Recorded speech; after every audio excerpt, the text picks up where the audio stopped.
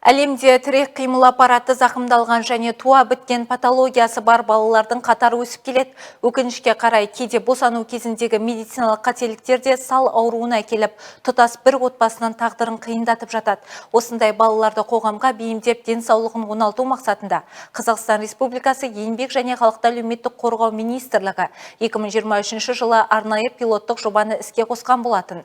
Бүгінгі таңда бұл бастама біздің өңірде де өз тиімділігін көрсетіп, жүздеген отбасыға үміт сыйлауда. Жоба аясында құрылған оңалтудың техникалық құралдарын таңдау бөлімі арқылы бүгінге дейін тірек қимылы шектелген 184 бала арнайы енді курстан өтті. Ал қазіргі таңда 60-ға жуық бүлдіршін үй жағдайында ем қабылдап жатыр. Балалардың әртүрлі диагнозы мен дене бітіміне байланысты оларға арнайы кресло арбалар мен реабилитациялық қондырғылар тегін берілуде. Әсіресе баланың бойы мен салмағына шақталып, мамандардың көмегімен бейімделетін вертикализатор құрылғысының пайдасы орасан. 14-14-тен ата-аналардың өздеріне хабарлама келеді. Коляска, вертикализатор, ходунок деп жазылған. ЭПР-лерінде сол бойынша ата-аналарға ол жерде біздің телефон нөмірлер жазылған. Телефон нөмірге хабарласып бізге звондайды. Осындай бізге 14-14-тен хабарлама келді. Бізге осындай коляска берілсін деген деп. Біз сол кезде ол пациенттерді қабылдаймыз да, балаларды тіркеп қоямыз. Қай кезде ол баланың жасына сәйкес өздеріне қажет жаңағы ТСР-лер керек босаса, сол уақытта біз пациент балдарды шақырып, дәрігер өзі қарап, дәрігер өзі анықтап, бізге анықтап айтады, мына балаға вертикализатор береміз, болмаса бұл балаға коляска керек деп, колясканы дәрігердің өзі тағайындап береді. Оңалту орталығына көбіне тірек қимыл аппараттары ауыр зақымданған балалар келеді.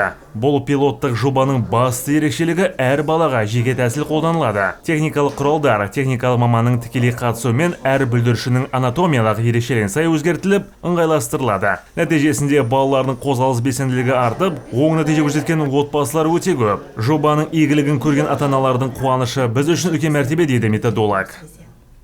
Балдар өздері келеді осында, ата-анасымен жаңа өлшемін барлығын алып, жаңа вертикализаторды, колясканы реттеп балаға беріп, бізде 5 күнге дейін балдарда обучение болады. Бала күнде келіп, 10 минут, 20 минутқа дейін баланы тұрғызып көреді. Содан кейін егерде балада уже жақсы болып жатса, ұнап жатса, ата-ана өзінің рұқсатымен колясканы, вертикализаторды осы жерден алып кетеді.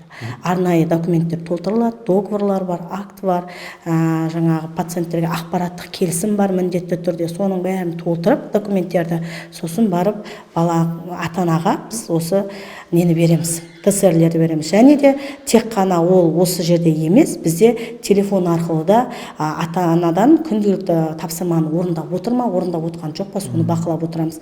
Бізде жүріп кеткен мәде бұл Қыдырбай Мәди деген баламыз болды, пациент. Ол бала келген кезде ең бірінші біз осы коляскадан бастадық, коляска алды, вертикализатор алды, ходунок алды. Соңында ол бала уже жүріп кетті, тай-тай басып жүріп кетті. Жасы оның уже 10-да. Ауыр дертпен күресіп жүрген бүлдіршіндерге сапалы көмек көрсетуде білікті мамандардың рөлі бөлек. Бұл салада бірнеше жылдан бері аянбай еңбек етіп келе жатқан реабилитолог Нұрділдә Жандарбек өз ісінің нағыз шебері. Жүрек қалауымен келген дәрігер әрбір кішкентай пациенттің аяққа тұрып кетуі үшін түнгі ұйқысын, күндізгі күлкісін арнауға дайын. Бұл жұмыстағы негізі өзіме шабыт алатыным балалардың осындай орталыққа келіп біздің көмегімізді алып өзінің аяққа тұрып кетуін қалаймыз. Реабилитация мамандығына келу себебім осы жақта практика өткенмін, осы жақтағы балалардың жағдайын көрдім, осындай маман жетіспеушілігін көрдім, сол себепті осы мамандыққа түстім. Енді бұл мамандыққа түскеніме өкінбеймін, 5 жылдан астам жұмыс жасап жатырмын, көптеген балалардың еміне үлесімізді қосып жатырмық. Сол үшін әлде де жұмысымызды істей береміз.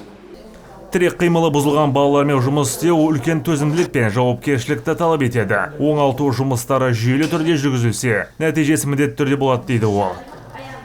Баланы бағалаймыз, оның арнайы шкалалары бар, Вим Бартелла деген секілді.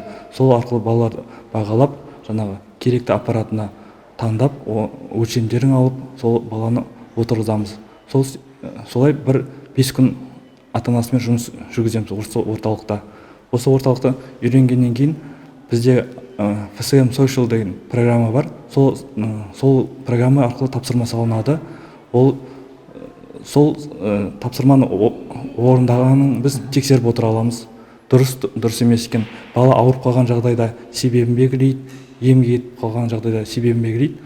Сол арқылы біз баланың оң әсерін бақылап отырамыз. Мемлекеттік қолдау мен білікті дәрігерлердің тынымсыз еңбегінің арқасында жүру мүмкіндігі шектеулі балаларының өмірге деген құштарлығы артып келеді. Тағдырдың сынына ұшыраған отбасыларға дер кезінде созылған бұл көмек қолдары болашаққа деген сенімді нығайта түспек. Олжас Дәуіт, Нұрымжан Тұрсынбай, Ержан Батыршаев, Қызылорда қоғамдық телеарнасы.